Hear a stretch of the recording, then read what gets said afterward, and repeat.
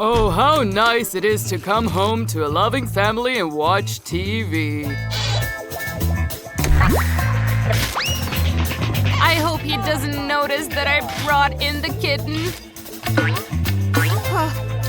He's so cute. Oh, I just love you already. Daughter, no animals. I'm allergic to cats, you know that.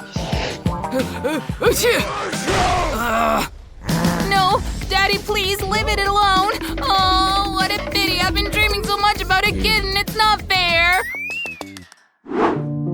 Oh, why is my dad so strict? He never lets me do what I want. I'm really angry with him. Why doesn't he understand me at all?